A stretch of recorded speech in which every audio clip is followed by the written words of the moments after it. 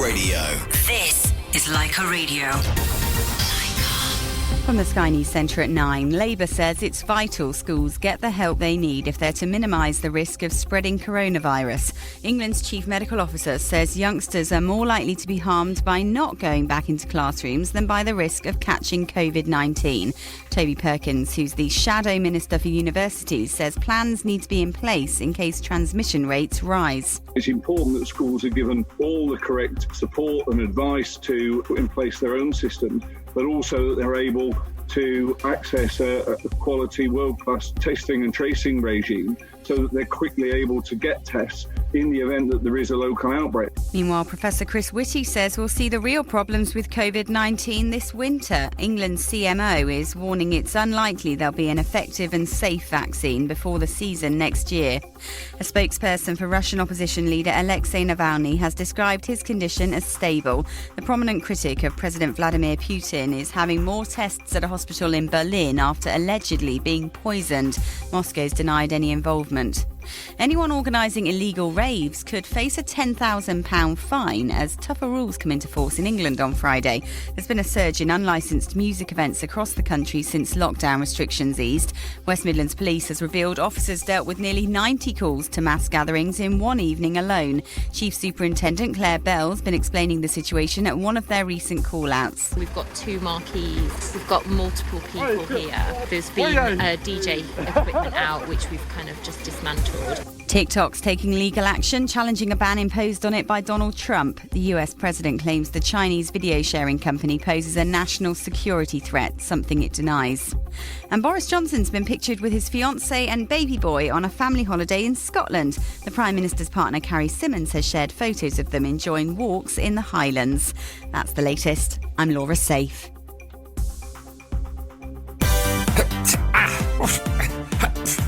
Feels a burn. Oh, greetings. While you're working out in the middle of kitchen, thinking neighbors can't see you, Otto Sergey here. Hello. Could be checking for better energy deals, so you never have to overpay. Okay, back to my downward-facing meerkat. Ow! It does wonders for your haunches. Start saving with the Meerkat app. Leica. You're listening to Leica Radio Breakfast. Would you like some breakfast? All about the music. This is Leica Radio. Talking Points with Keith Faz on Leica Radio 1458 AM. Good morning and welcome to Talking Points on Leica Radio 1458 with me, Keith Vaz. Thank you for joining me today, Sunday the 23rd of August 2020. On this day in 1966, the first ever photograph of the Earth was taken from the orbit of the Moon, confirming at last that the Earth was in fact round, with photographic evidence to prove it. Today is the UN International Day for the Remembrance of the Abolition of the Slave Trade and the National Sponge Cake Day. Yum yum. Congratulations and commiserations to those who have had exam results in the last 10 days. What a drama. The songs of this week have been chosen by Radhika Kotak. She is currently working in the motor industry for the Sidner Group, but she has recently started her own little business venture on Instagram. It's called Racco Illustrations, and it's on her Instagram page. Good morning, Radhika. Good morning, Keith. Now, what is your first song, and who is this song dedicated to? So my first song is called Phul Tumhe Beja Hai, and it's from the movie Saraswati Chandra. The reason for this old school song is because it's one of my dad's Parish favourite and sort of dedicated to my mum Ela as well from my dad. It reminds me of them, so that's my first song. Wonderful. And what about your second song? So my second song is called Sweetheart from the movie Kedarnath. The reason for this song is because me and my husband Niral recently got married October 2019, luckily before the lockdown, and he did a surprise performance of this song, and he danced to this at our wedding reception. So yeah, it was oh my goodness. Surprise. And did you put it on TikTok? Unfortunately not on TikTok, but it is on Facebook for those of you who want to see. I will rush to Facebook as soon as this programme has finished. Radhika, thank you so much for joining us and have a good Sunday. Thank you, and you as well. My guests today include the first Asian woman to sit on the front bench in Parliament's upper house, the House of Lords, a wealth management expert who is going to tell you how to consolidate your hard-earned money, and a woman who has set up a new networking organisation for women in London. Please stay tuned. This is Keith Vaz on Leica Radio 1458.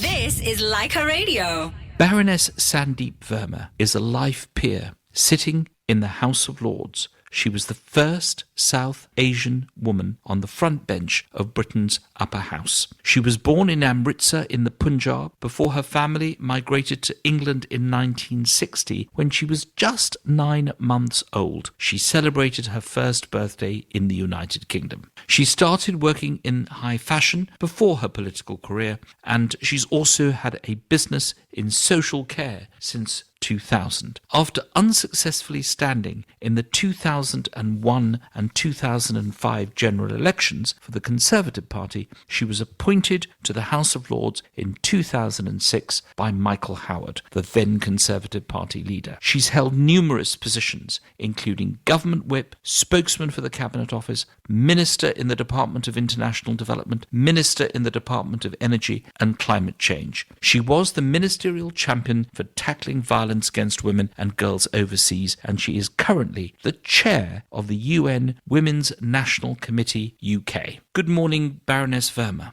Good morning, Keith. Now, you came to this country when you were 1 year of age. Was your Indian heritage something that was important to you as you were growing up? First of all, I came here just before I was 1, but it has always been real steadier for me knowing about my history and about my heritage, because when I grew up in the UK, there were very few people of Indian origin in the country. So you had nothing really to sort of measure yourself against. And so learning about where you came from and, you know, all the great sort of the richness of the culture I belonged to has actually shaped, I think, the way I grew up, and it held me quite strong, particularly when you're fighting racism, which was part and parcel of life growing up as a kid in the 1960s and 70s in the UK. When you came to Britain and you lived your life as a British Indian, did you feel liberated in the sense that the values of women were different in this country? Yeah, I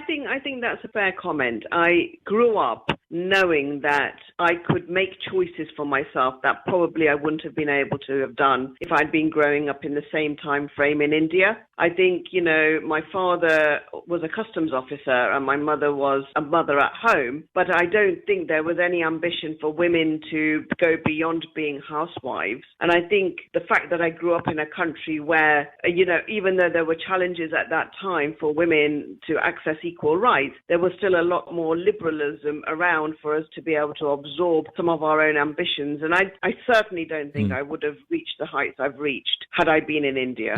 Now, before you went into politics, you were involved in high fashion at a very young age. You took on responsibilities of being involved in business. You took on your first mortgage at a very young age. How did you get involved in that particular aspect of business? So I come from, on my mother's side of the family, we're all business people. So my grandfather, who came to the UK in the late 1930s, he was one of the first Asians to set up a business in the textile sector. So I sort of have watched it as I was growing up as a child. My father himself was in textiles, and so it sort of became part and parcel of growing up. School holidays were about going to the factory and learning the trade. So when I got married, it was just a natural progression for me, having not been allowed to go to university, that I would take on a role where I actually managed something for myself, and I knew high fashion inside out, and I knew how machines work and how to manage people. So there I was, aged 19, 20, with a business. But then the leap into politics. What was the trigger that got you out of business and into politics? Because you're not from a political family in the sense that your parents had run for office. You would be the first, wouldn't you? What was that trigger? Indeed. And actually, interestingly enough, I've been involved and I still remain very much involved in community activities because I often see there is so much disparity between those people who can access things to those people who can't. And watching that and growing up and constantly having to face challenges just based on gender and colour of skin, I just didn't think the politics around me spoke to me. And I'd been invited to a meeting where I voiced my opinion, and I think they were taken aback by the fact that, you know, this person has got up from nowhere, said produced a load of questions, and I think they found it difficult to respond. So it was them who then came to me and said, would I like to become much more actively involved? And this was the local Conservative Party, and that was it. It was was my sort of door into national politics. That was the start. This is Keith Vaz on Leica Radio 1458, talking to the Baroness Sandeep Verma, the first South Asian woman to sit on the front bench in the House of Lords. We're going to take a break, and we're going to come back and talk about her campaigns and how she got into the fight for women's rights.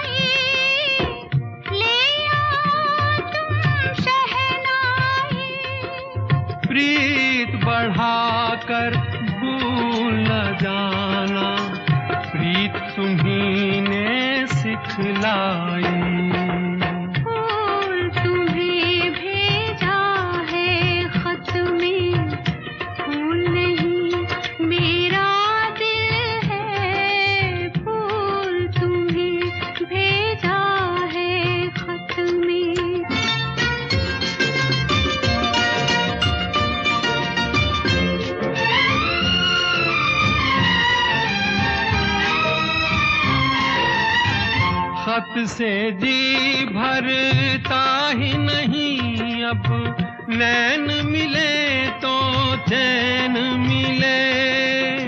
चांद हमारे अंगना उतरे, कोई तो ऐसी रैन मिले। मिलना हो तो कैसे मिले हम, मिलने की सूरत लिख दो, मिलने की सूरत लिख दो। नैन बिछाए बैठे हैं हम, कब आओगे खत लिख दो।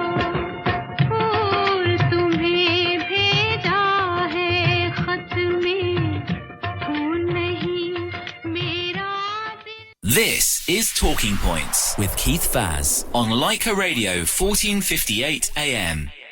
Welcome back. This is Keith Vaz on Leica Radio 1458, talking to the Baroness Sandeep Verma about her remarkable life in politics. Now, Sandeep, you stood for Parliament in 2001, and it wasn't an easy run. You stood against the Deputy Prime Minister of the United Kingdom, the second most powerful man in the country. You stood in Hull East. What was that campaign like, and how did that compare to your next campaign in 2005 when you stood in Wolverhampton Southwest? Quite a lot of ethnic minorities in Wolverhampton Southwest, not so many in Hull. Yeah, you're right. And actually, I was really, really grateful for the Hull East Association to select me, because it enabled me to really learn how to campaign against a big figurehead of the Labour Party. And, you know, I spent 9 months campaigning in Hull East, and I found it fascinating because whilst the people would very clearly and honestly tell you on the doorstep that they possibly couldn't vote for you because they'd always voted Labour, they were really pleased that somebody had actually come up and knocked on their door and was willing to take the challenge on. I really learned a lot about campaigning during that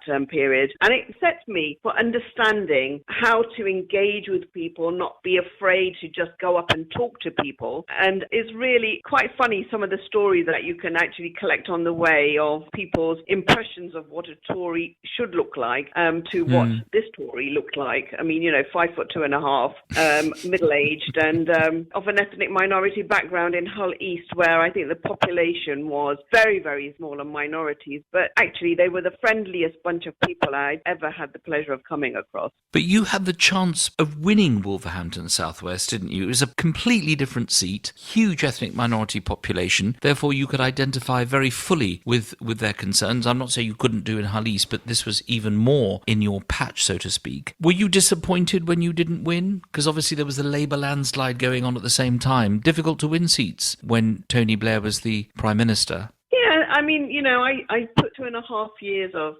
campaigning into Wolverhampton Southwest. We made a lot of inroads at that time. But I just want to come back to your point where you say, you know, there was a lot of ethnic minorities, so there's an assumption that an ethnic minority would win it. I'm not sure about that, because if you look at our current cabinet, you know, some of our minority cabinet members are in seats which are incredibly short on minority numbers in their constituencies. I think we've got a great country where if you are going to represent people, people are prepared to take you regardless of where you come from, as long as you genuinely are going to work for each and every one of them, regardless of your politics and their politics. I think it was just not the time. 2005, I hoped to win. I worked hard to win, but there were forces within Wolverhampton Southwest, probably from minority communities who were maybe not quite ready to see a woman from a minority community being an MP. I don't know. Maybe the time wasn't right. But I just feel that I put my all in. I enjoyed the 2.5 years I spent in Wolverhampton Southwest, and I made an awful lot of great friends there, which are still great friends today. And then the normal trajectory is that having fought your unwinnable seats, somebody comes along and says,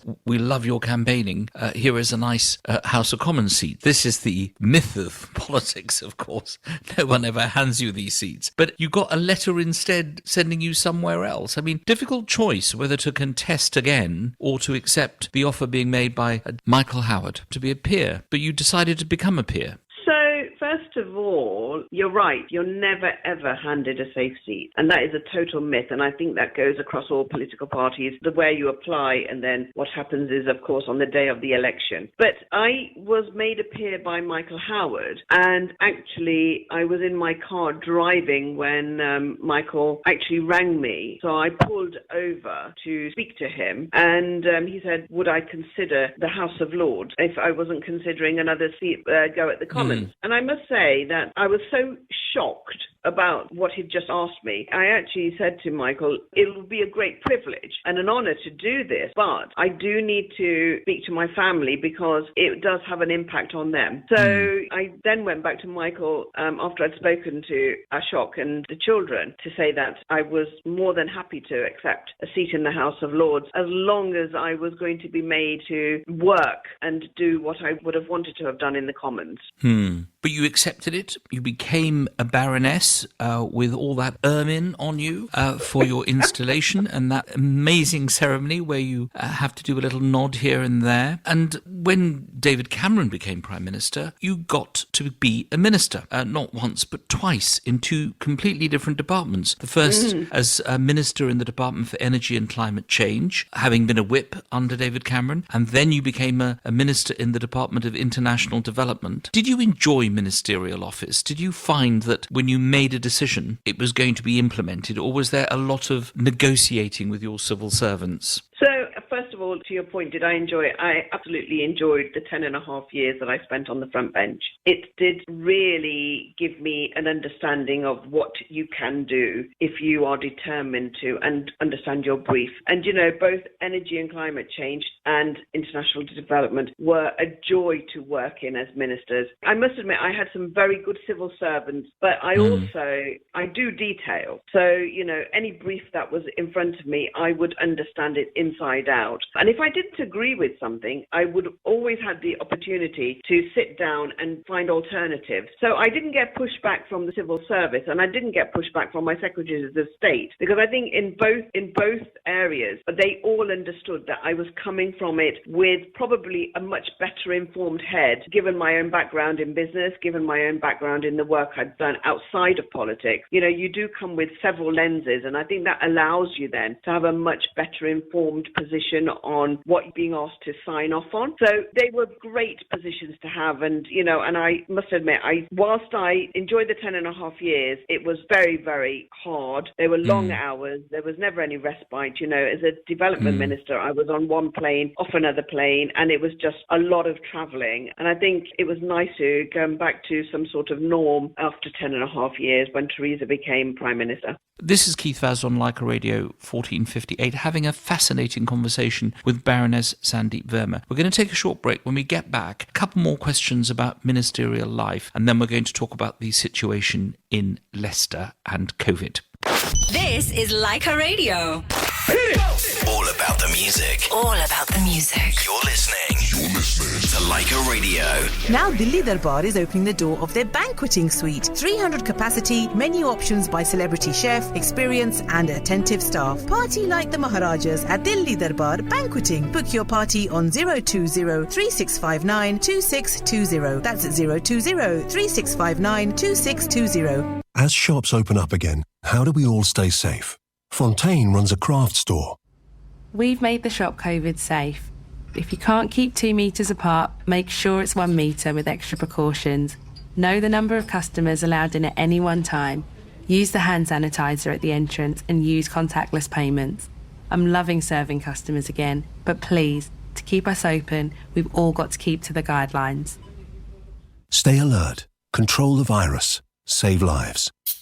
Basement Club, new opening on 97 Ealing Road, Wembley. Try your favourite non-veg and veg food with live music. आप भी पहुंचिए और लुत्फ उठाइए Basement Club पे. DJ and live music for party hire and bookings. Call 0208 723 2333. Basement Club, new opening. All about the music. Leica Radio. All about the music. This is Leica Radio. Welcome back. This is Keith Vaz on Leica Radio 1458, talking to Baroness Sandeep Verma about her remarkable ministerial and her front bench position that lasted 10.5 years. Now, we were talking before the break, Sandeep, about your international work. When you got off that plane in a foreign country and they announced that the British Minister for International Development is here, or the British Minister for Energy and Climate Change, were people surprised to see an Asian woman representing Britain? I don't know. I mean, they never showed surprise. I suppose there will be some countries where that they would have all done their homework, like we all do. We all look at the biographies and everything and make sure we are completely clued up to the person visiting. I actually think it was a great demonstration of our country reflecting the population. And I think the more we can do of that out there in the world, the greater it becomes an understanding of communities. So no, I don't think so. I don't think that it it was a big shock or a surprise. I think they welcomed it. I was never made to feel that they couldn't have a conversation with me as if it was a British minister that they were expecting, white male, probably middle-aged, probably, you know. Sure. Now, you continued your international work after you have left the front bench, and you chair the UN Women's National Committee for the UK. You are absolutely passionate about the rights of women and the protection of women and women's equality around the world. It sounds very much like a legacy issue. Is this your passion at the moment? It's been my passion from the time I can remember of growing up. When you are a girl growing up, there are so many things that you find you're not invited to, included in on, or are expected to do. And I felt that not only were you battling with the wider community and all of their challenges, but you're also battling with the challenges of your own communities. And it's that has really bared a deep scar in my mindset that this cannot be right, that 51% of the world's population and their potential never be used fully. So it is something that I stood firmly behind for as long as I can remember. But I also think that institutionally, unless people like me stand up and challenge it at every juncture, nothing changes. Let's ask you a couple of questions about the situation regarding COVID and Leicester before we take a break. What's the current situation there now? I mean, can people move around in the same way as they can do in London? So the shops are open, and we've had a number of easings of, like, the nail salons are open now, the hairdressers are open, the places like that weren't open before. So it's eased down quite a lot. We still can't visit people in their homes or in congregating gardens yet, but the numbers have dramatically gone down since the lockdown was imposed. But we are still too high for it to become like the freedoms that people are enjoying in other parts of the country. You know, we're still quite a long way away from that, I think. But if people stick to the rules, we're in the right direction. We've had a huge amount of testing going on. So all of us are on the hope that we will be enjoying life like everybody else is across the country, you know, apart from, of course, in the Northwest. Sure. What surprised me, I don't know whether it surprised you, is the number of ethnic minority towns and cities. By that I mean those towns and cities with a lot of ethnic minority people who are facing or have faced restrictions. It's not just Leicester, is it? There's also Preston, there's a bit of Oldham, Manchester, Luton. Does this surprise you? So I think for me, the worry from the beginning was, and it's publicly documented, that I don't think the communication of the importance of social distancing, you know, isolating, and all the other guidelines that were around trying to tackle the coronavirus were understood fully by all communities. And there was a big communication gap. I certainly believe it happened in Leicester. I can't speak for the other cities, but I suspect if it's the same sort of makeup, then I expect it will be the same sort of reasons that we did have this lack of communication amongst the minority communities where, you know, we have multi-generational families, we have low English skills or no English skills, language skills. So I think there was a big gap here. That's now being fulfilled. We've had quite a lot of documentation go out in recent weeks to emphasize the need for social distancing. So people are beginning to understand their own individual responsibilities. But I think that was probably one of the causes of seeing the spikes in cities like Leicester. This is Keith Vaz on Leica Radio 1458. We're going to take a short break. After I finish talking to Baroness Sandeep Verma, I will be talking to Vinette Metha, a wealth management expert who will tell us how to look after our wealth, if of course we still have any, and Nish Mishra, the founder of the Purple Halo Club, a women's networking organisation in London. Join me after the break.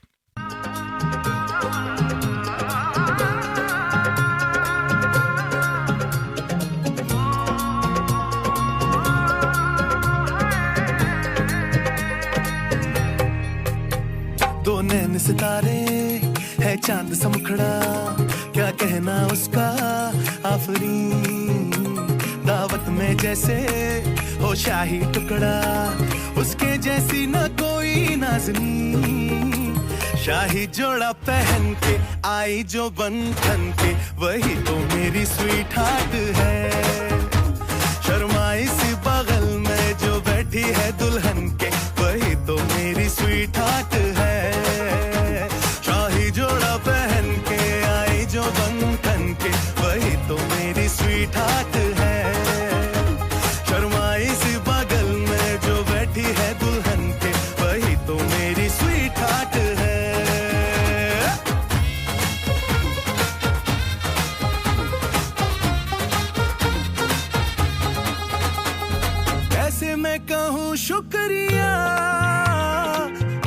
मुझ पे एहसान है ना चीजों की बस्ती में वो जो बन के आई मेहमान है लगता है शादी घर में उसके आने से जैसे चल के आई है खुशकिस्मती सारी महफिल की वो जान बनी है क्या कहना उसका आफरीन मुफलिस के दिल का अरमान बनी है उसके जैसी ना कोई नाज़नी शाही जोड़ा पहन के आई जो बंधन के वही तो मेरी स्वीट हार्ट है शर्माई सी बगल में जो बैठी है दुल्हन के वही तो मेरी स्वीट हार्ट है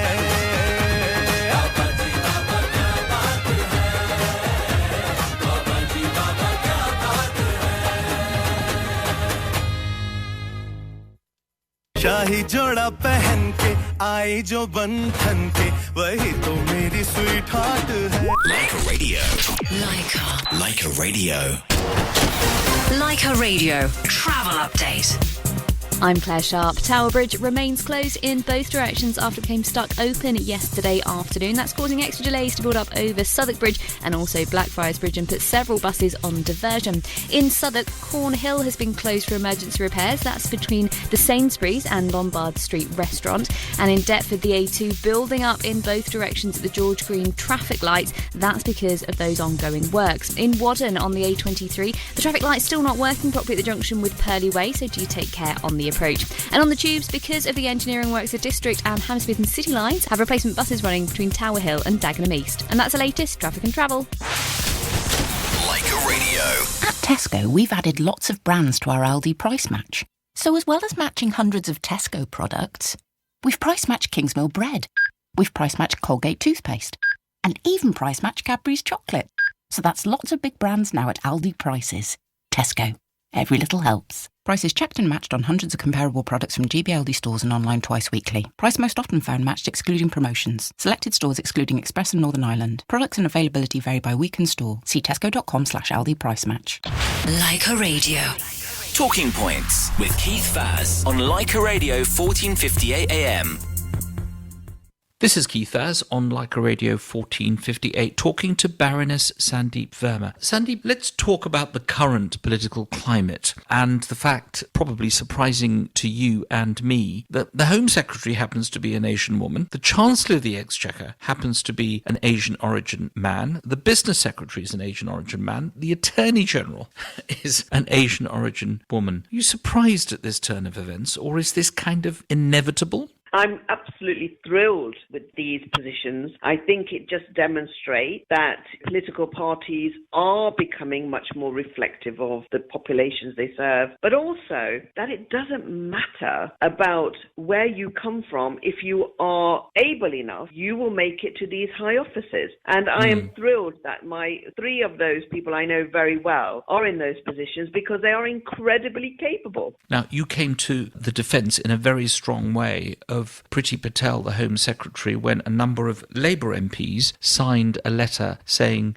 that maybe she wasn't the subject of racism, and she said she was. Now, why did you speak up so passionately for Priti? Leave aside the fact that she's a very close personal friend. What was the message you were trying to convey? I was just astounded that could have been made as a comment in a letter when all of us who have faced racism bear the scars of racism, know the pains of racism, and that racism has probably shaped how we have an outlook on life and things that happen around us, that people could feel that Priti's sufferance of racism wasn't important enough. And I find that totally unacceptable because I stand up for anyone who's been discriminated against, whether it's on race, disability, gender, sexual orientation, or any of the discriminatory factors that people believe that they can raise against another person. Now, for me, when we're fighting these issues, they are collectively fought. And I feel that trying to score political points when somebody is telling her own reflection of her experiences really should not be something that any of us should feel that is acceptable. Now, you have a very special bond with India, apart from the fact, of course, that you were born there and you're of Indian origin, you go out of your way to support and defend the Prime Minister Narendra Modi. He seems to always get a hard time in the West. Why do you think that is? What I'm supporting is Prime Minister who is trying to push his country to become a strong economic power on the planet. And I think, with a 1.3 billion plus population, they have got such potential. And yes, I do have a special bond with India. For over the years, having known about my own history and where I come from, of course, as many people of the diaspora here, we have our connections with the country of our history and of our origins. But I also think that we have been part of the sort of push. The diaspora supported India through the years when it wasn't an economic force to actually be able to look outwards and see that they are able to contribute just like other economic powers across the world. So I'm glad that Mr. Modi has got a clear vision for India. It doesn't mean I agree with everything that goes on in India, but I do think that we do need to have confident developing countries that are economic powerhouses so that it becomes a much more balanced world economically, politically, and of course culturally. Now you've chosen to be in the public spotlight, ably supported by your husband Ashok, who attends many functions with you. Has it been difficult for your family coping with the public spotlight, as all politicians' family have to do? How do they cope with you and the career that you've chosen? Without the support of my family, it's impossible. But Ashok has been there by my side from day one. And, even when you have some challenging days, challenging moments, you do need that sounding board, and Ashok is it, to be able to reflect and maybe understand from somebody else's perspective why they have interpreted what you've said in the way they've interpreted it. He is my number one fan club, as he's known by everyone around me. But I can't, and I wouldn't be able to do half of the stuff I do if I didn't have the full support of a person right behind me, making sure that all of my other needs are dealt with. Because, these are long hours. Politics doesn't have a 9-to-5 job title with it. They can be at any time, any part of the day for many, many hours in many parts of the country. So I think I must say that for all of us in politics or in public life, unless we've got that partner with us or that family support with us, it's really difficult to do these type of jobs. And it's a little unfair, isn't it? When a man becomes a peer, his spouse also gets the honour. But when a woman becomes a baroness, apart from being the Honourable Ashok, he doesn't get a title. Does he mind? Well, he's never minded, but you're right, it is unfair. He's never minded. I would have hoped that in the 21st century, with all the equality that we're fighting for, that we either remove the title from the wives of peers or we make it equal. But, like Ashok always says, well, you've earned it, so you deserve it. And I think that's probably a fair way of looking at it. But I do think that there needs to be an equal eye on these things. So it's either one or the other, but it can't be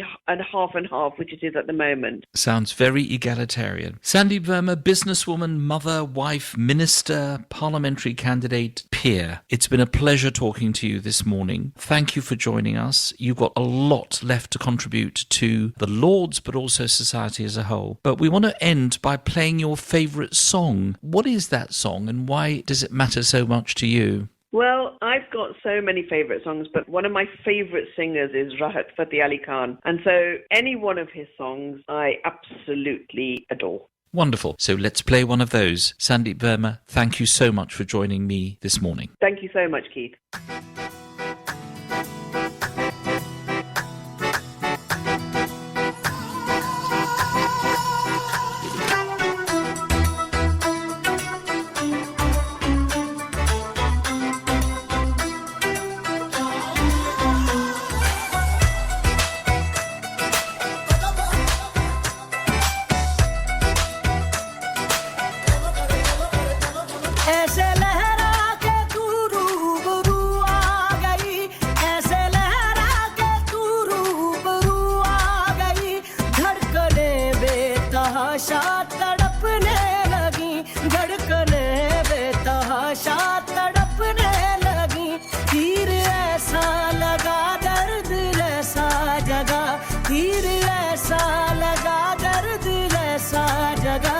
चोट दिल पे वो खाई मजा आ गया मेरे rush के कमर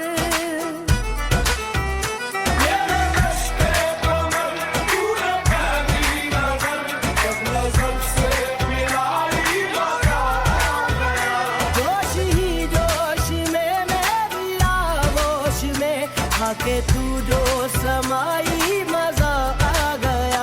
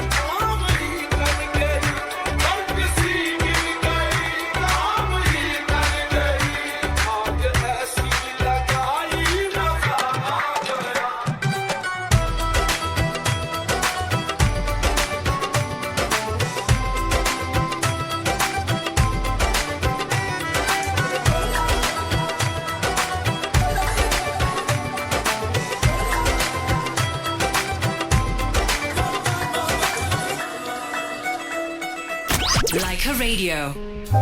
Oh, I'm so worried.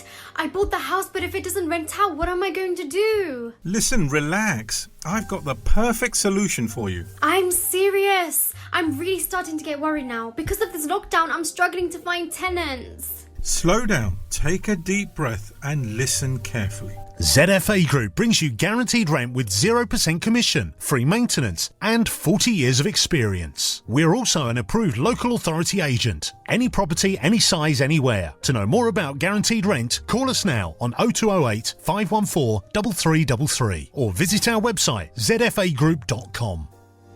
You're so fussy with your food. Mom, I only love the food at Natraj Restaurant. Can we go as it's 50% off in the whole of August? What? Every day in August? चलो चलते हैं जहाँ Gujarati, Punjabi, Indo-Chinese और south Indian food खा के हम अपनी उंगलियां चाटेंगे. 467 Alexandra Avenue, Rayners Lane. Call 0208 617 3858. I love Natraj Restaurant. Even better than your food, Mummy. क्या? Natraj Restaurant Eat Out special offer in August. What have you missed the most about eating out? Going out with friends and family for a quick bite? Trying somewhere new or returning to a local favourite? Someone else doing the cooking for once? Not doing the washing up? With Eat Out to help out, get up to £10 off per person every Monday to Wednesday throughout August. Enjoy the moments you've missed the most, and let's enjoy restaurants again safely. Visit gov.uk/eat out to find participating restaurants near you. Leica Radio. All about the music. All about the music. This is Leica Radio. This is Talking Points with Keith Faz on Leica Radio 1458 AM. Welcome back. This is Keith Faz on Talking Points, Leica Radio 1458. The pandemic has panicked the markets and thoughts have rightly turned to financial planning for individuals. Let's talk to Vinit Mehta, a financial advisor specializing in tax-efficient estate planning and retirement solutions. He is the principal of Vinit Mehta Wealth Management, a partner practice of St. James Place Wealth Management, a FTSE 100 company with £115.7 billion of client funds under management. He joins me this morning from Barnet in North London. Good morning, Vinit. Good morning, Keith. Because of COVID-19, have you seen an increase in financial planning? And should people start making their plans now? And actually, at what age should they start doing it? That's a great question. I would say that the lockdown and being forced to press pause on normal day-to-day activities have undoubtedly, I would say, helped people to focus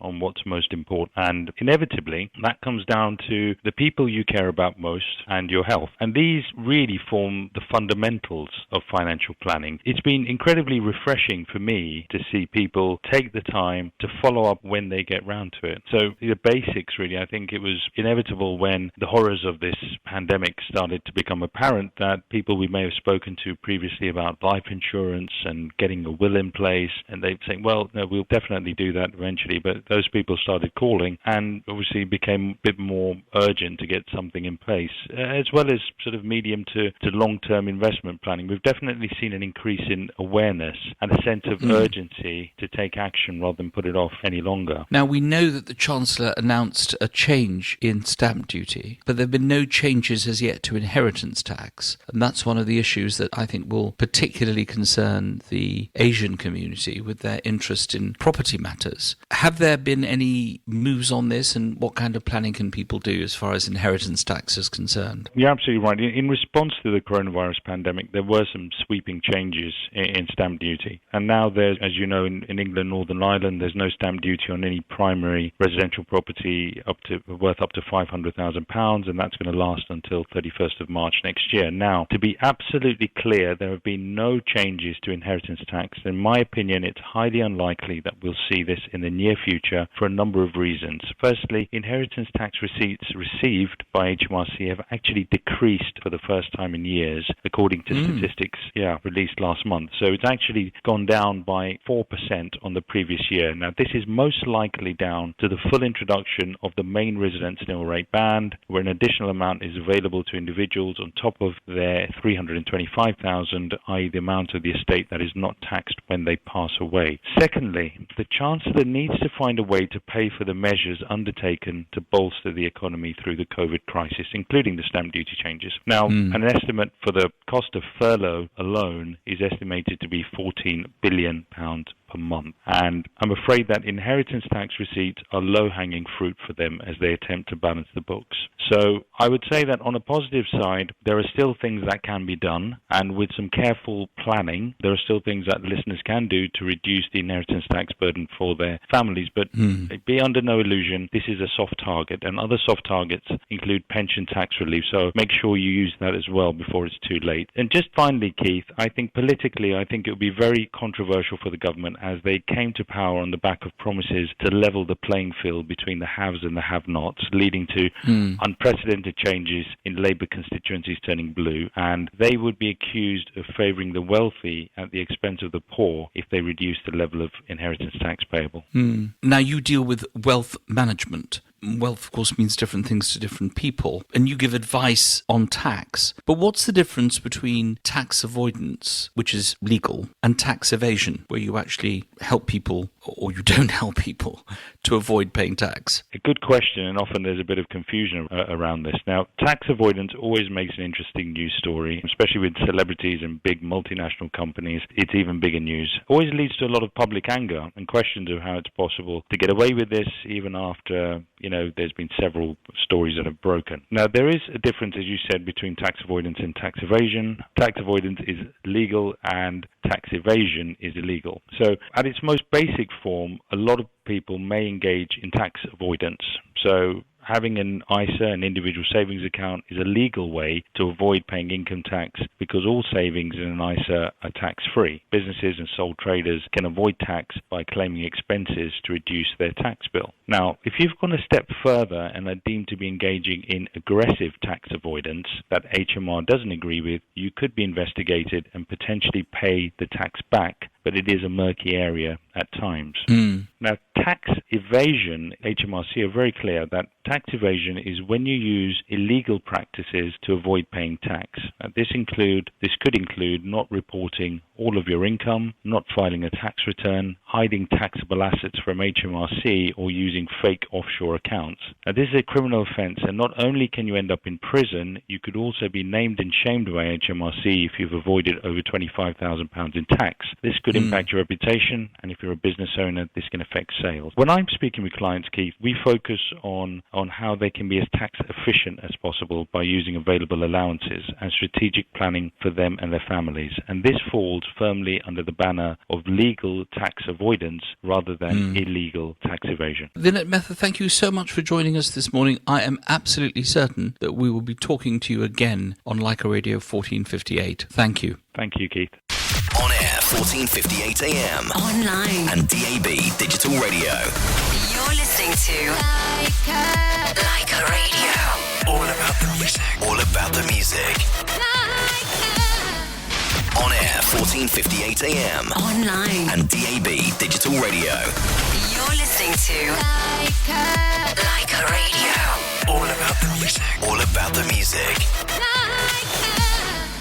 For investing in gold and other precious metals, buy with confidence from Wasim Jewelers. Call today for more information. Southall's Wasim Jewelers, 020-8571-1193. Finding the best rates to send money to your family and friends has never been this easy.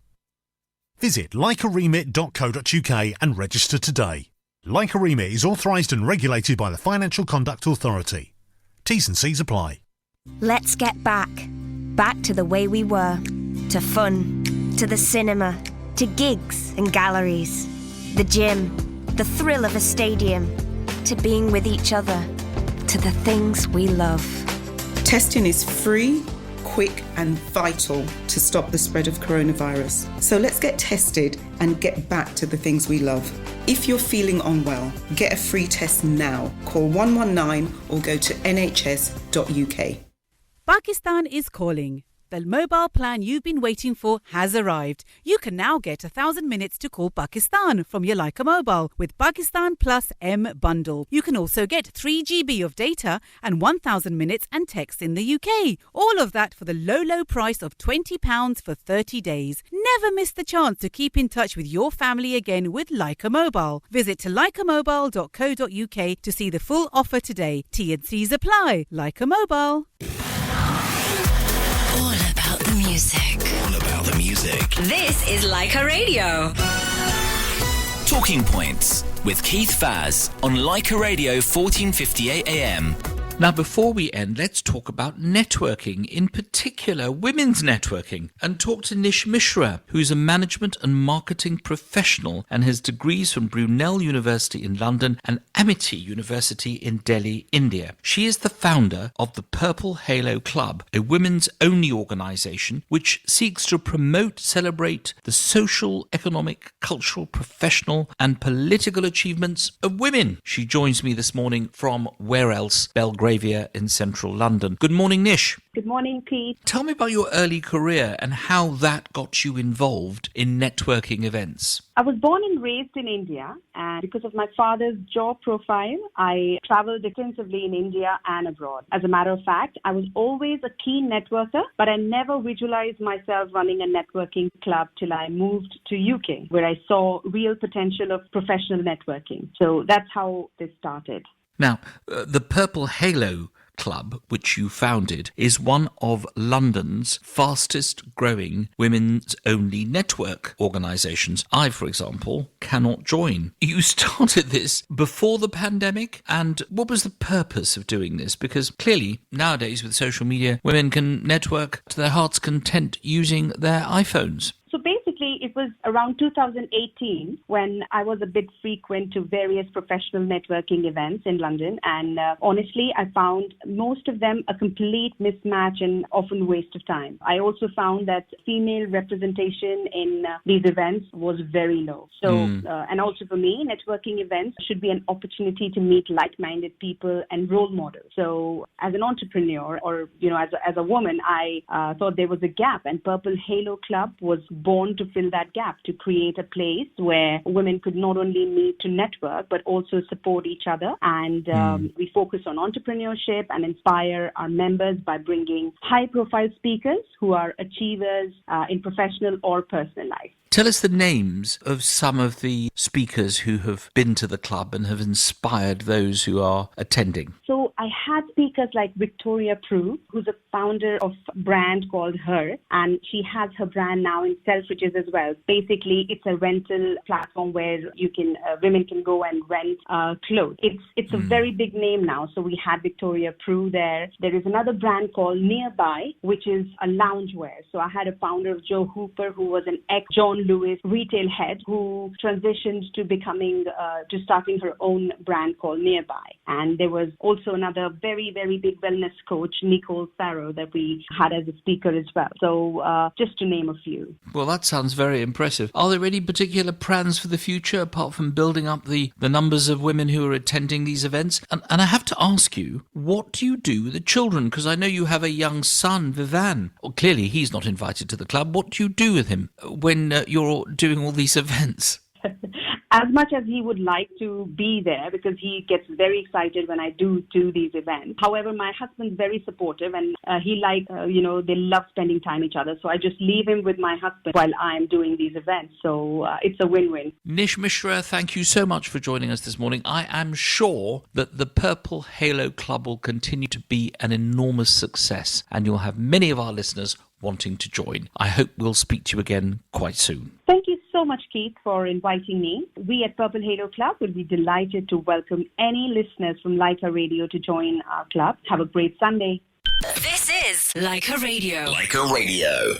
Time's up for this week. Please stay tuned for Sonia, who will be hosting another wonderful edition of Bollywood Hits after the news. My thanks to my guests, Baroness Sandeep Verma, Vineet Mehta, Nish Mishra and Radhika Kotak for choosing our songs. Whether you're a supporter of Paris Saint-Germain or Bayern Munich, the best of luck for the biggest game in football, which takes place tonight in the great city of Lisbon. Thanks to the Leica team, station manager Sunil, producer Rina and my editor Adam. This has been Keith Vaz on Talking Points on Leica Radio 1458. Thank you for tuning in. I know that you have a great choice on a Sunday, so thank you for spending a bit of your Sunday morning with me. Stay safe and have a great Sunday. Signing off with Sara India by Payal Dev and Javid Mohsin.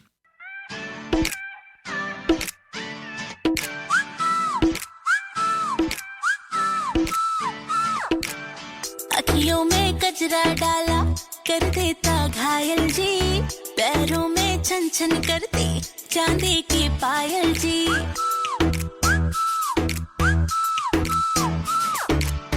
Delhi का दिल है धड़के धड़के जनाब वे नाचू बम्बई शहर में हिलता पंजाब वे सारे शहरों के सर पे लग जाएगी बिंदिया मेरी एक पलक भी झपको तो हिल जाए सारा इंडिया मेरी एक पलक भी झपको तो हिल जाए सारा इंडिया मेरे देश विदेशी गानों से उड़ जावे सबकी निंदिया मेरी एक पलक भी झपको तो हिल जाए सारा इंडिया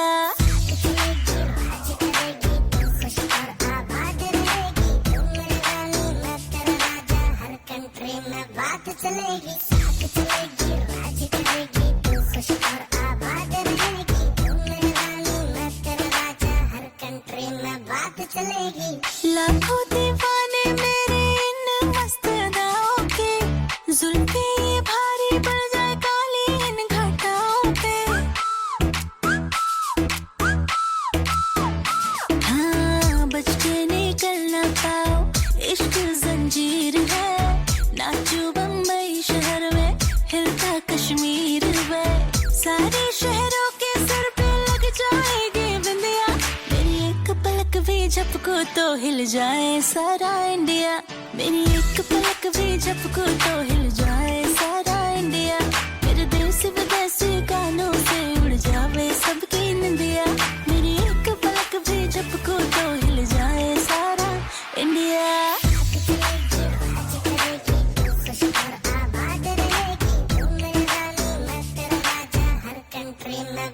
चलेगी साथ चलेगी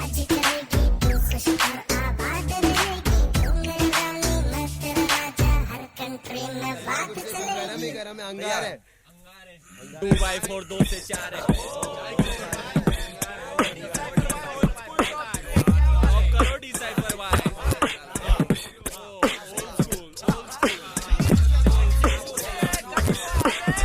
खड़ा हूँ कैसे मैं यहाँ पे अब ना पूछना दर्द शायरी में तुझको चाहिए सबूत क्या शिखर ये सोच पर जुड़ा हूँ मैं जमीन से यकीन तुमको ना पर आगे आया मैं यकीन On 1458 in London. On your mobile.